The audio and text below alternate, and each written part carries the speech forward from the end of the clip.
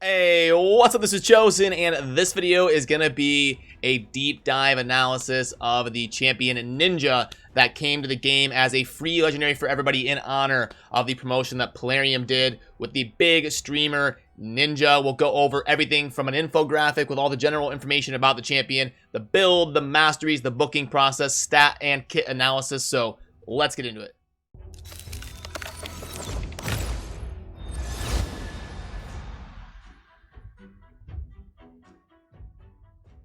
Alrighty, so first of all, yeah, I don't know when you're watching this video, but Ninja came to the game back in July of 2021 as a promotion that Raid and Plarium did with Ninja, the streamer. So you probably know him. If you don't, he is a pretty big deal in Fortnite, and I believe he's dabbling into other things like Final Fantasy, MMO, and stuff. But definitely the biggest promotion that Raid has ever done with a content creator specifically. And remember, as always, for my champion guides, down below in a pinned comment, I will have a link to the infographic here where you can see a general breakdown of some, a mastery, like general utility suggestion. We got the multipliers there in the middle for all of the abilities. They scale with attack. We've got the 13 book requirement up top left, stat priority, and the optimal sets. Just a general breakdown. That'll be down below if you want to take a look at that. So as we dive in here, first we'll take a look at the aesthetics.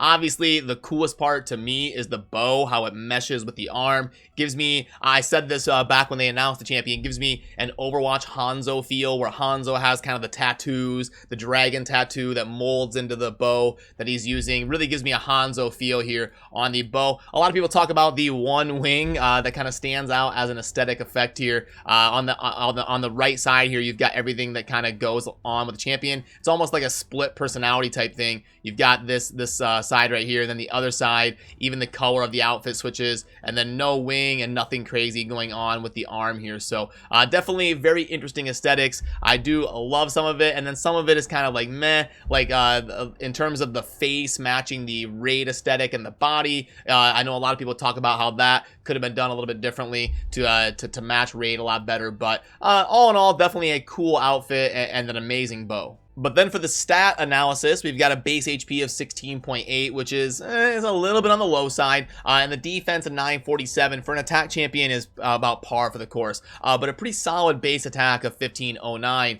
because also Ninja will scale that base attack up a lot the more that you're fighting in the same round. Speed of 100, par for the course. Crit rate, and then gets the bump up to 63% crit damage because he is a damage dealer, so he gets the better version of the base crit damage. And then a base resistance and accuracy combined of 40 is honestly a little bit on the low side. I would have preferred 30 and 20, I think would have been better to bump it up to 50 and get that 20 accuracy, because he does need accuracy to get some of the value out of some of his kit that we'll go over here in a second. But all in all, nothing really stands out of crazy note on the base stats. They're mostly what I would think they would have been. So as we dive into the kit analysis, we've got an A1 that is going to attack one enemy with a 45% chance that we can book up to 60 of placing the big version of defense break for 2 turns. But then also fills the champion's turn meter by 15% when used against bosses. So those situations like the dragon or in faction wars boss fights, the clan boss help you crank out some extra turns over the course of like a longer fight, and filling up the turn meter every time he does the A1.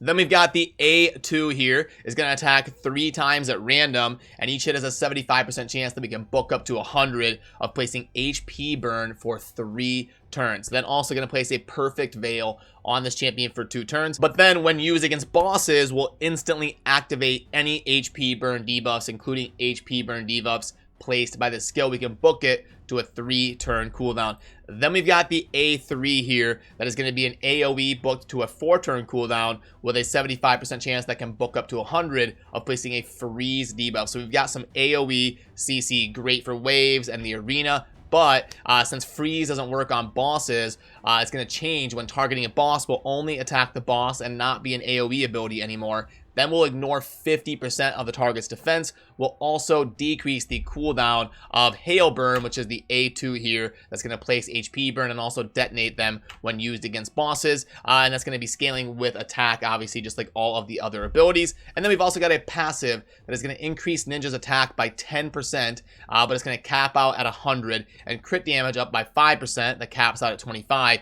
each time a single enemy is hit by all 3 of Ninja's active skills. So that means every time Ninja goes through a rotation of A2, A3, and A1. I believe that's how the AI prioritizes it most of the time. A2, A3, A1. Every time we do that, we're going to get that boost of 10% and 5% until we hit the max.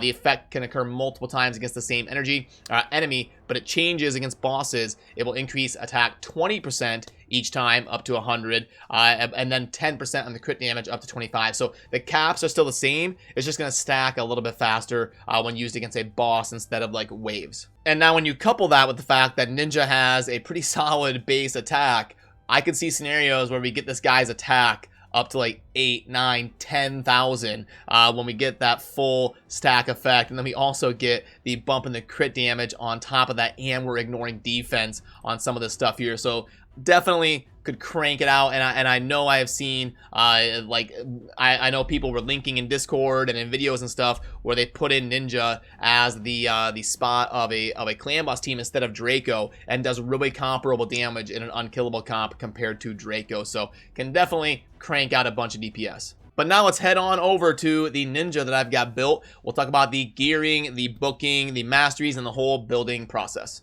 So here we are. I wanted to get my Ninja geared out in a bunch of like Cruel and Savage and see what kind of damage numbers that I could put out in terms of doing runs with the champion. And that leads me into the total stats if you want to see to compare to a build that you are doing. Obviously getting up to 5,000 attack or so is great. The more that we can get, the more it's going to snowball as he gets the effect of that passive, stacking it over the long haul of a fight. Remember, we do need some accuracy on this guy to get some value out of those freeze, HP burn, and defense breaks. So accuracy going to be a good choice to go with on the banner. And then we want as much attack as we can get to go along with any toughness that'll kind of pair with that as well. The amulet, you're usually going to want crit damage, and then at least getting some accuracy on that as well. Attack rings are great because remember, any attack we get is going to stack up the longer the fight goes on, and we're going to be able to basically double it. So attack rings and then getting a bunch of attack on the substat is great as well. If you can get a ring that gives him shield based on damage, that's going to help out his toughness because he does crank out damage. So that'll also pair very well with the blood shield rings to help keep him alive. Then for boots, I would say most of the time you want speed, but I could see some fun scenarios because he gets so much value out of that attack stat snowballing, where you go with attack percent boots and really ride that out over the course of time. As long as you can get speed with substats and glyphs, I could see a scenario where attack percent boots can be built in there super effective. So definitely something to keep an eye there on the boots. For the chest, you're almost always going to want the attack percent chest to take advantage of that passive and all the damage that is going to be dealing.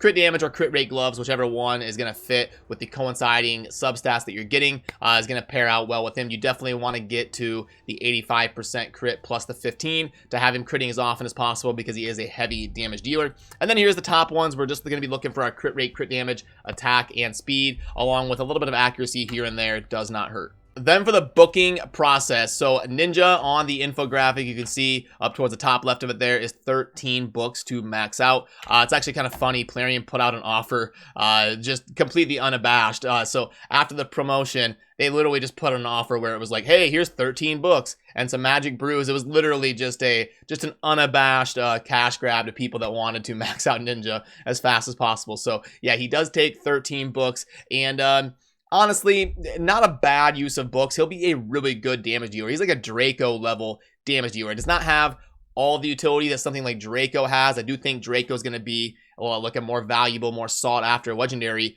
But in terms of cranking out damage, not a bad choice, and is also a very good campaign farmer. I'll show you here in a bit. So if you're more towards a beginner, a mid-game player, you don't have to feel bad about spending books on Ninja for sure. Then for the masteries, I can pull this up. And remember, those are also on the infographic down below if you ever want to see the masteries that I'm using in this video, and I can slide myself over a little bit while we're talking about this. So I think the support tree kind of makes sense because he needs the accuracy. The Master Hexer, remember, that won't affect the freeze, but you do get some value out of Master Hexer regardless. And then obviously the offense tree, he is a damage dealer, so we're gonna want some offense tree, and Helm Smasher is pretty good for most areas of the game to help him with ignoring even more defense and scaling like crazy with that attack. So now let's show him in battle a couple times. If you're gonna be using Ninja as a campaign farmer, you do want to make sure you're trying to go to a stage where there is some spirit. So he actually works great because the stage that people want to grind most often would be 12-3 brutal, I would say, and he works great in 12-3 brutal. He does it in like 7 or 8 seconds depending on the run. Let me actually change this food around, but yeah, super effective campaign farmer, as you'll see right here. I think it just depends on like RNG. I think it's like 7 or 8 seconds depending on how things go, but he definitely does not have a problem being a campaign farmer, especially when you get him in pretty decent gear here depending on the stage you're going with. So yeah, there, 7 or 8 seconds, definitely an S tier campaign farmer. And if you're going to be using Ninja in the arena, something I do want to point out here is he can be a nuker, but the thing is, when you're in a situation like this, and you let it auto, he's not going to default to doing the A3, which is what you want to do when you're going to nuke. That's going to be the one that is the AoE and places the freeze. So if I go ahead and hit auto, I'll move myself again here. But when I hit auto, you can see here he does the A2 and not the A3, so he's not doing the AoE nuke. So I'm gonna have to rotate all the way around again until I can have him do the AoE attack. So just something to keep in mind there if you're using him as a nuke. There comes the full AoE ability. Because of the way his AI works, he's gonna be doing that A2 most of the time out the gate. So when you're in a situation that you want him to nuke, I'll show you kind of how it goes. You've got your debuffs and all that. Then you either want to come over and manual this A3 or set it up as a custom rotation team where he will open with that every time. I also want to go ahead and fire up a dragon run here just so you can see kind of the damage that he's a little bit capable of here during something. And if you're going to be doing the dragon, you do want to make sure you're going on a stage that is not force affinity. Unfortunately, Dragon 25 is force affinity. Now, I think sometimes Dragon 24 is worth farming anyway. So not really a big deal that he's going to be really strong in Dragon 24 because Dragon 24 is spirit. So just little things to note of. You don't really want him, when he's a big damage dealer like that, you don't really want him hitting weak on force affinity or something. And these unkillable buffs here are super annoying. At least I brought the Septimus because he kind of ignores that, but did not hit hard enough to get through it's block damage, not unkillable. But yeah, can definitely be super annoying dealing with that buff here on wave 1 of Dragon 24. And when you're using a damage dealer, especially one that scales with attack as crazy as Ninja does, it can be handy to bring somebody like the Arbiter here that has the attack up. That can be a big deal when someone has that much attack to boost the attack. So you're definitely going to want to think of that when you're using him as a nuke in the arena, but also in dungeons as well, because he gets insane value out of the attack stat. There you see the freezes coming down. Boom, hitting pretty hard there. And then at the end of this run, you'll be able to see how his damage is going to compare to like Septimus and Draco and even the Lydia, but not really a big damage dealer from Lydia. It'll basically come down to like Septimus, Draco, and Ninja in terms of comparing the damage here at the end of the run. And now here's the dragon. So this is where like the previous snowballs won't count. So you have to get off your abilities against the same boss. So every time that Ninja goes through the rotation against the dragon, then we'll be getting the boost to the attack and the crit damage until it hits those maxes of 125, 100 attack, 100% attack, and 25% crit damage. There we go, 115k hit coming out of Ninja, 127k coming out of Draco's A1. There we go. That was a big one there. So we'll have to see how these numbers compare at the end here. And boom, okay, you can see I'll move my head a little bit. We've got 1.6 million coming out of Septimus, 2.1 million coming out of Draco, and 2.48, almost 2.5 million coming out of Ninja. So definitely can do crazy damage in a lot of situations. It looks like comparing pretty close to Draco in clan boss and dungeons as well. So now let's go ahead and get Ninja graded in the different areas of the game. Now down there I do have from my tier list all of the grades you can see here. So yeah, ended up coming out overall as an 8.9, pretty solid book value. Definitely a really good damage dealer in the clan boss. A 9 in the arena because he is a decent nuker in that role. The AI is a little bit wonky. You got some CC and some freeze, so I mean good in the arena, but maybe not like S tier, God tier. Definitely an amazing campaign farmer, going to be really good for Shadowkin as well, so ends up becoming super meta, even going above 10. So the way my tier list works is it's on a scale from 1 to 10, but if something is like super GG, I'll go up to 11 or 12. A 12 would be like you're the best in the game at it. And then 11 would be like you're insanely good. Like because when I was just doing everything to 10, I just ended up having like 30 champions that would be a 10 in the clan boss. So I wanted a way to differentiate it. But if you're new because of the ninja promotion, that's why I've got like those super meta 11 and 12s that go above 10.